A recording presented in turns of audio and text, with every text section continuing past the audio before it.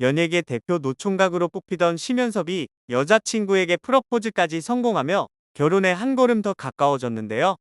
하지만 어째서인지 여자친구의 집안에서는 썩 내키하는 반응이 아닙니다. 심연섭은 과연 바람대로 결혼을 할 수 있을까요?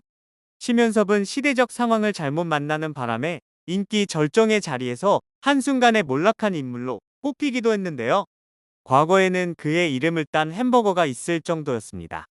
하루의 행사, 광고를 다해서 14개까지도 했었던 인기 개그맨이었지만 그 돈은 모두 다른 곳으로 사라졌습니다. 그리고 돌아가신 어머니의 환청까지 들린다고 하죠. 심연섭은 어릴 적부터 아버지의 영향을 크게 받으며 자랍니다. 그의 아버지는 호남전기 사장, 전남매일신문 사장, 광주일보 명예회장이자 11대 국회의원, 민주정의당 총재비서실장을 지냈던 심상으로 1983년 아웅산 묘소 폭탄 테러로 사망했습니다. 당시 심연섭이 겨우 14살 때였으니 충격이 굉장했을 것 같습니다. 한때 잘 나가던 부잣집 도련님이었지만 아버지 타계 이후 상경하여 많은 고초를 겪게 됩니다. 이후 심연섭은 1994년 MBC 일요일 밤에에서 신인 개그맨들을 모아서 만든 개그박스의 일원으로 출연하여 인상 깊은 개그를 보여줍니다. 후에 1996년에 SBS 공채 5기로 뽑힙니다. 1990년대 후반 IMF 사태로 SBS가 코미디 프로그램을 종영하면서 설 자리를 잃자 KBS로 이적하게 됩니다. 서세원 쇼의 내부 코너 시사 투나잇 등 심야 쇼프로에서 김대중 대통령, 이다도시, 앙드레 김 등 유명인들의 성대모사를 하며 주목받기 시작하죠. 그렇게 심연섭은 개그맨으로 성장하여 1990년대 후반부터 2000년대 초반까지 절정의 인기를 구가합니다. 심연섭은 개그 콘서트 코너 중 사바나의 아침에서 추장 역을 맡아 많은 유행어를 남기며 긴 무명 생활을 마치고 스타덤에 오르게 됩니다. 또한 봉숭아 학당의 신맹구라는 2대 맹구 역할로도 인기를 끌어 확실히 자리를 잡게 되죠.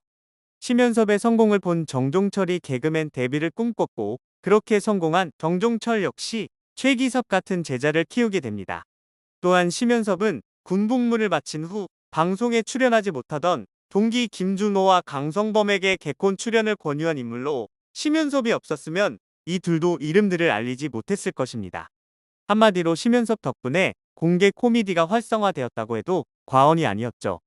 그렇게 그는 최전성기를 보내며 그의 캐릭터를 딴 햄버거도 출시되고 하루의 행사, 광고를 다해서 14개까지 하는 등 큰 인기를 끌었습니다. 하루에 3억까지도 벌었다고 하죠. 하지만 그런 그의 인기도 몰락하게 되는 사건이 터집니다. 바로 2002년 대선에서 이회창 후보를 공개적으로 지지한 이후부터였죠. 선거운동에 참여했으나 이회창 후보와 함께 고배를 마시게 됩니다. 그리고 2002년 연말에 논란이 많이 벌어집니다. 당시 대상 수상자는 신동엽이 됩니다. 사실 당시의 인기로 놓고 본다면 신동엽보다 심연섭에게 상이 돌아갔어야 했죠. 결국 이에 격분한 심연섭 소속사는 심연섭을 SBS로 이적시키고 그는 우차사에 출연합니다. 이때 같이 옮긴 동료들이 김준호, 김대희, 박성호, 황승환, 김숙, 강성범 등의 스타밸리 소속 개그맨이었죠. 그리고 후에 밝혀지길 당시 심연섭 개인의 분노보다 소속사의 결정이 더 컸다고 하죠. 하지만 우차사에서는 개그 콘서트만큼의 웃음을 보이지 못하고 동료들은 하나둘씩 떨어져 나갑니다. 심연섭 역시 이때를 기점으로 인기가 급속도로 추락하게 되었죠. 다만 심연섭 본인도 친정으로 돌아오려고 시도를 하지 않았던 것은 아닌데요. 2004년 KBS 코미디 프로그램 폭소클럽에서 윤도현의 러브레터를 패러디한 윤도현의 무비레터를 통해 2년 만에 친정인 KBS로 복귀할 예정이었습니다. 하지만 이 코너는 가수 윤도현을 비하하는 패러디라는 네티즌들의 거센 항의에 밀리면서 종영됩니다. 2000년대 후반부터는 본인도 개그 외 분야에 더 전념하면서 개그맨으로선 거의 잊혀졌습니다. 한편 그는 노총각 연예인 중 한 명인데요. 원래는 2001년 모 대학 성악과 출신 여자와 결혼식을 치르기로 날짜까지 잡아놓은 상태였으나 성격 차이 때문에 식을 며칠 앞두고 파혼하게 됩니다. 사실 그는 10여 년간 홀로 모친에 간병을 하며 40대를 보냈습니다. 하루에 3억도 벌었다는 그의 전성기 시절 재산은 모두 모친의 간병비로 들어간 것이었습니다. 심연섭은 어머니 입관식 하던 날 지난 세월 쌓였던 마음 때문에 눈물도 나지 않았다고 하는데요. 그는 수입은 많아도 어머니 빚 갚는데 다 사용했다. 일찍 아버지가 돌아가신 후 홀로 자식을 키우느라 빚을 내셨던 어머니. 1990년대 초 빚이 15억이었다. 현재 시세로 150억에서 200억 정도 되는 것이라며 20대 중반 개그맨이 된 후 빚 갚을 생각뿐이었다고 했습니다. 30대 후반이 돼서야 결국 빚을 다 갚았다고 하는데요. 심연섭은 그리고 몇 년 후 간병이 시작됐다. 그래도 어머니를 사랑하기에 12년 버텼다고 해 먹먹함을 안겼습니다. 그리고 올해 그에게 핑크빛 기류가 흐르게 되는데요. 바로 14세 연하의 여자친구를 공개한 것입니다. 단아한 분위기를 풍기는 심연섭의 여자친구는 울산에서 지내고 있었습니다. 여자친구를 위해 심연섭은 직접 울산에 집을 얻어서 살고 있다고 하는데요. 얼마 전에는 여자친구에게 프러포즈까지 성공했습니다. 하지만 안타깝게도 여자친구 아버지의 반응이 시큰둥하다고 하는데요. 이에 심연섭은 새벽부터 기차를 타고 무작정 울산으로 향했습니다.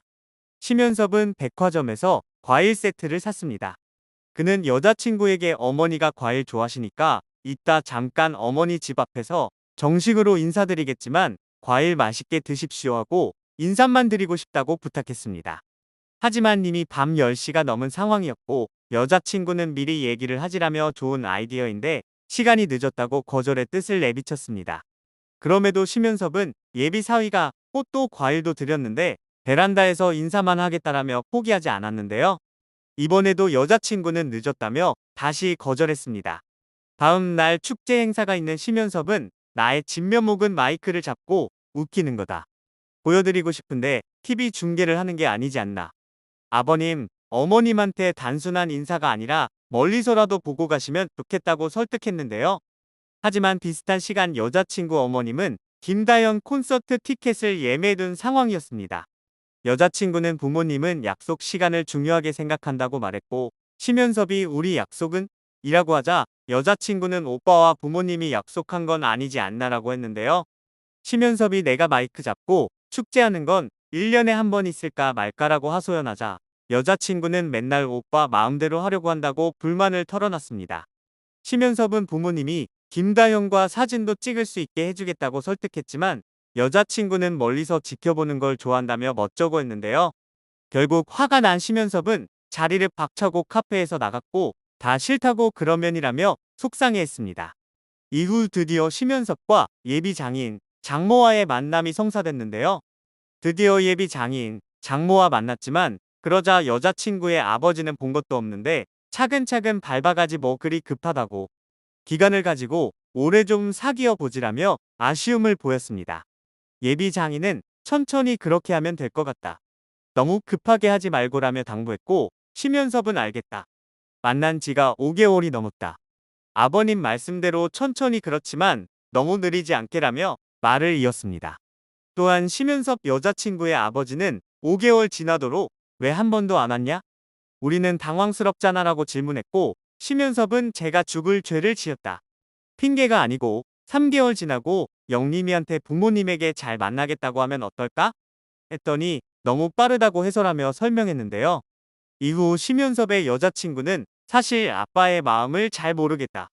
제가 막내딸이라 그러시는지 모르겠지만 조금 더 시간을 두고 만나라고 하시는 것 같기도 하다. 그래도 진지하게 만나 봐라라고 했으니 허락의 의미로 받아들이면 되지 않을까라고 추측했습니다. 아직 여자친구 집안은 받아들이기까지가 시간이 걸릴 것으로 보이는데요. 과연 심연섭은 꿈에 그리던 결혼을 할 수 있을까요? 조만간 좋은 소식이 전해지길 기대하겠습니다.